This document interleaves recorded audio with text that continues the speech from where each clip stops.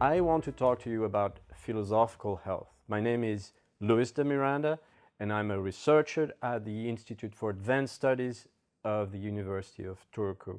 And I work in this field called philosophical health, which cares about the unity in your life between action, the decisions you take, and your thoughts, your values, your deepest orientation, and if possible, what your higher purpose is. What I do is that I help people find their philosophical sense, their sense of purpose, and I have developed a method that I called Smile PH.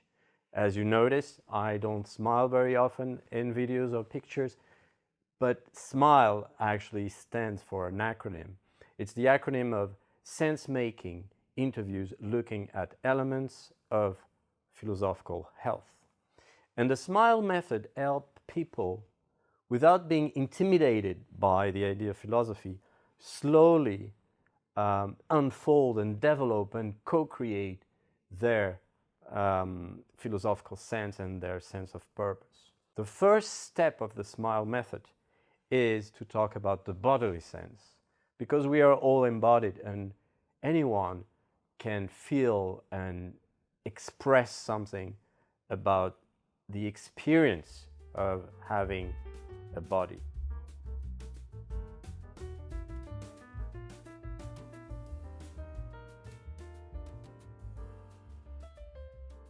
So welcome, and today I'd like to talk with you about something that is very familiar to us, which is our body, right? And in particular, your bodily sense. How do you feel about your body today, but also how it has evolved compared to the past? What does it suggest to you?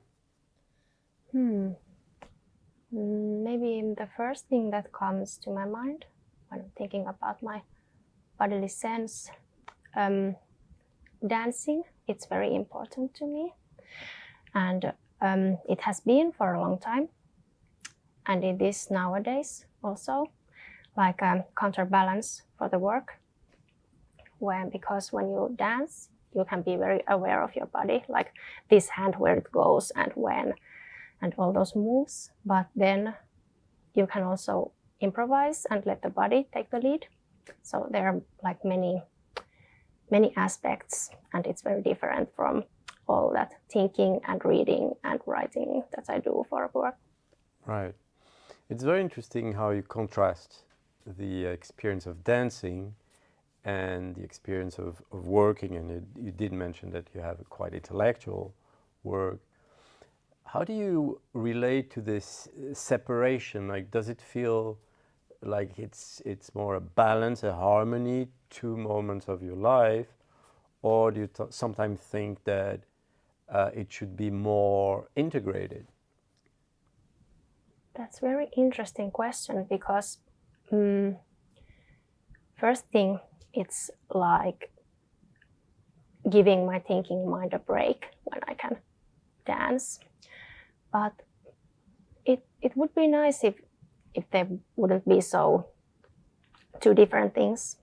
Maybe one day, maybe it would be cool if I could like combine them in some way, but I don't think that now that's the case. We then move to the second step, and the second element of philosophical health is the sense of self. How do we feel about ourselves? How does that sense of self have evolved over time?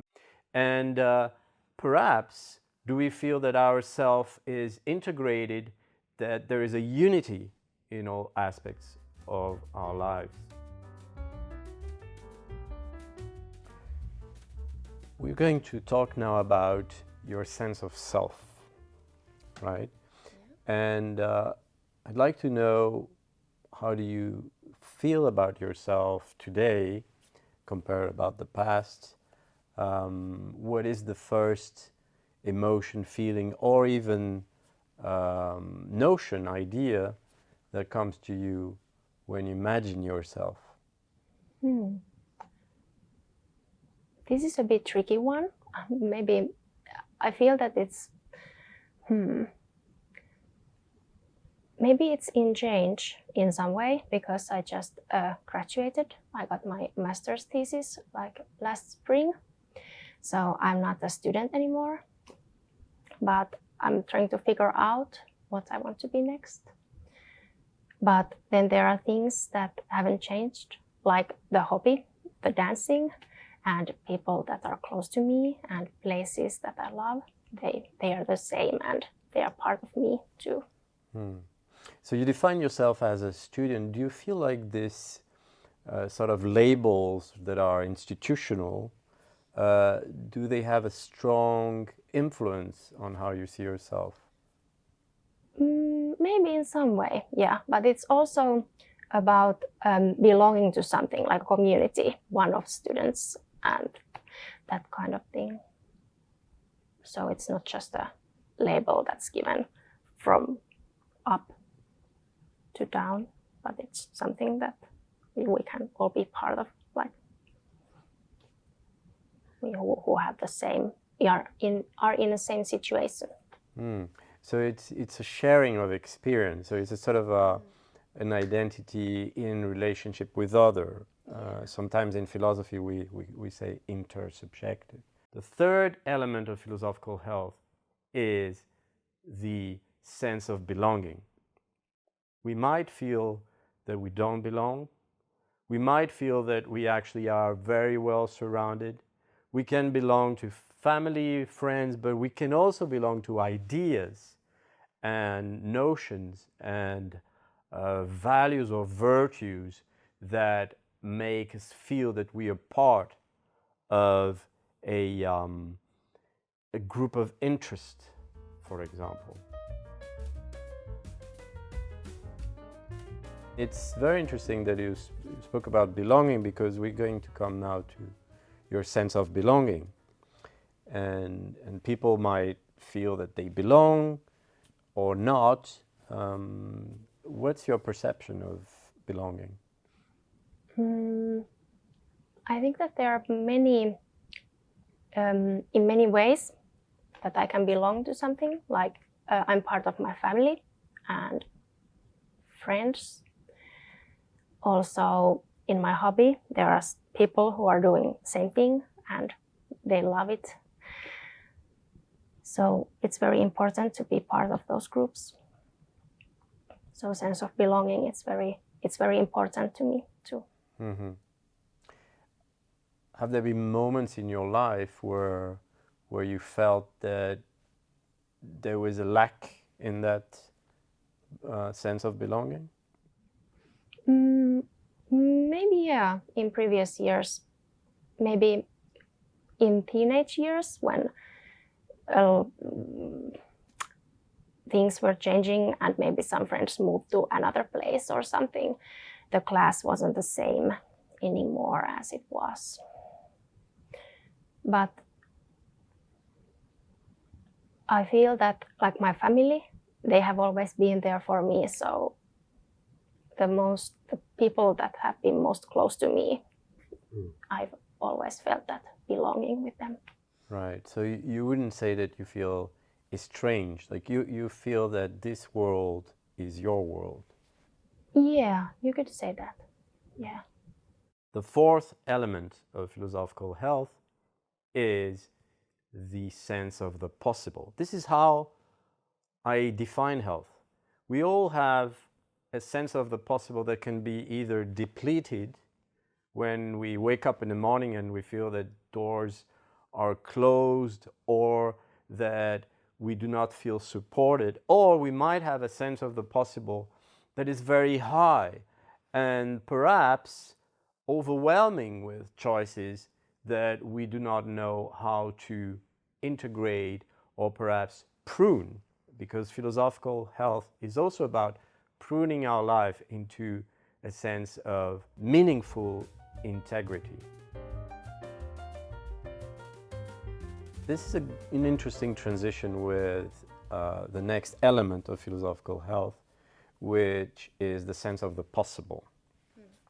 So, we all wake up in the morning with a different kind of energy. Sometimes we might feel that doors are open and there's much that we can achieve, or sometimes we might have a depleted sense of the possible. So I'm curious to know how do you relate to that sense today and how it has evolved over time for you? Maybe today I have a quite strong sense of the possible. At least I feel so. Now that I've graduated, I can try to figure out what to do next. And maybe I feel that there are different kinds of paths that I can take now and in the future. And maybe I feel that new opportunities are also like opening up, or I just come to see them now. So maybe there is more sense of the possible than there have been in previous years. I feel so. So I hear in your answer a notion of choice, like you spoke about several paths. Some people might be actually a little bit scared or perplexed when they see too many choices. But you do associate the possible with these paths that seem to be multiple. Yeah. Some are maybe more suitable for me or easier to achieve than others. But I see that they are there, and maybe sometime when I'm tired, they can seem frightening. But in general, I find that it is a good thing. Which leads us to the fifth element of philosophical health, which is the sense of purpose. While we might say that most beings, living beings, have some kind of bodily sense, some sense of self. Cats have a sense of self, for example. Some sense of belonging, of course, which we share with not only animals but plants.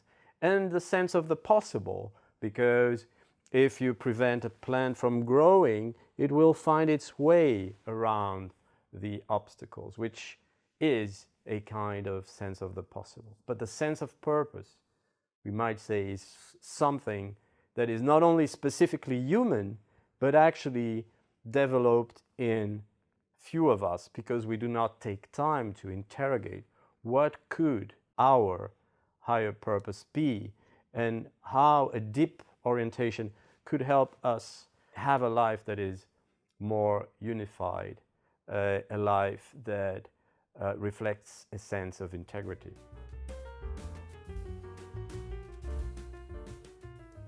In the next element of philosophical health, which is the sense of purpose, there is this idea that we might feel that we have a direction in life, or not. And I'm curious to know about your sense of purpose today. Today, that's very interesting, because purpose makes me think about something great, like one have to achieve something with their work or make a difference or something like that. And that would be great if one day I could do that. Maybe that something that I do could change the ways that people think, or some attitudes or practices in our society. But maybe today, the sense of purpose in like this everyday context, maybe it's about that I can be myself and do my work and meet the people that I love. So it's interesting because your sense of purpose seems to go back to the previous senses that we talked about, right? The self and the belonging. You speak about being myself. this is a complex idea, right? But maybe not for you. So do you define yourself as with clarity and as a person that knows who she is? In some ways, yes. And I also think that we have multiple roles, like the one that I am when I'm in a workplace and with my colleagues, and the one that I am when I'm with my family and the people that are close to me. But I think that at least for now, I know who I am, but that can also change, and maybe in some ways it's changing all the time. I'm intrigued by the fact that you say that there are several roles, and at the same time that you know who you are.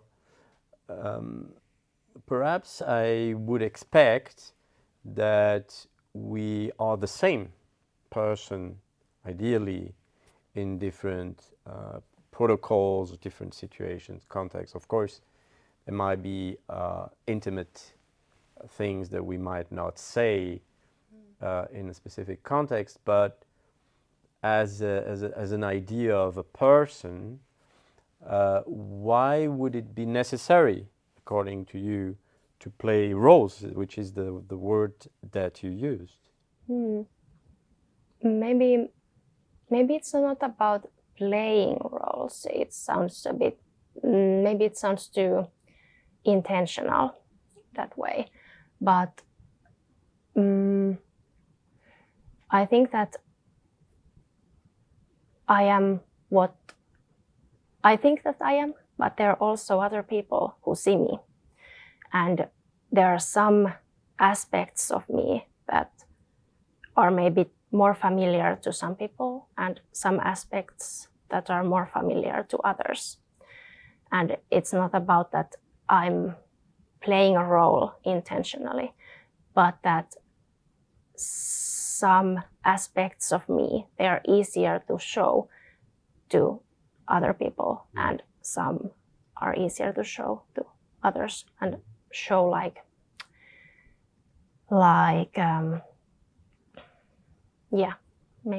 maybe one could say like that. Do you feel like you would like to show more sometimes about yourself? Maybe not. And sometimes I'm thinking that, did I show too much? That's also interesting. The last element of philosophical health is the philosophical sense. And this is how we view the world, our worldview, what beginning of explanation we give for the fact that life exists, that society is in such or such way. And it takes many years, perhaps, to develop an explicit sense of the reason why we think things are as they are. And going from the implicit thoughts that we might have that might be contradictory, for example, we might see ourselves as someone that is very social and caring, and yet we might actually have as an implicit philosophy that the world is about competition and to kill or be killed. So philosophical health is about the coherence between all these 6 elements, and such that there are less contradictions in our lives between our thoughts and our actions. This is a field of study today, because we do know, for example, that people with a high sense of purpose have longer lives, they have less diseases, they have a better immune system, and they have a sense of well-being in their lives that can be contagious. This is also important on a societal level, because I think we need to move from a paradigm of the possible, which has been extremely strong in the last 3 centuries, where we make the impossible possible locally with extremely fascinating inventions or creations, but that do not take into consideration the whole equilibrium of the system Earth in which we live. Today we need to care for this whole of being Earthlings together, humans, non-humans. And this is what culminates in the idea of the compossible. We're reaching the last part of our conversation, which is about the philosophical sense. So what is meant by philosophical sense is how you view the world. What's your beginning of an explanation for how things are? And perhaps to help you, or unless you have already an idea of an answer, but I wonder if there is an echo there with what you spoke about in regards to your bodily sense, which is dense. So is it the fact that we live in a universe where everything is dancing, even if we don't see it, or am I extrapolating, or maybe it's some other aspect of life that you would like to point in this case? Maybe dance, it's interesting starting point, because like when I'm dancing, one can also think that I'm part of continuity. People have danced before me, although they have been different kinds of dances than nowadays. And hopefully people will dance when I'm gone and after my time. And I find it, that idea of continuity, I find it quite comforting. Like there are trees that are older than me and rocks that will be here after I'm gone. So world, it's like a big continuity. Right, this idea of duration between the metamorphosis of life and different forms of life, the great chain of life, sometimes people say. And I do feel, as a conclusion for today's session, that there seems to be also a continuity between the different elements of philosophical health in your life, continuity between your body and who you are, continuity between who you are and the people that you relate to, and the idea perhaps that developing a sense of purpose in the future might, perhaps not as this grandiose view that might not necessarily be appealing to you, but at least as something that might allow you to make choices rather than arrive at a certain age where people might be puzzled by too many choices, or when the bifurcations between, as a result of the choices, right, might generate too much complexity in their lives. So as a conclusion, I would encourage you to reflect a bit on what kind of continuity of purpose might give more coherence to the exciting choices that you seem to have ahead of you. Thank you. Thank you very much.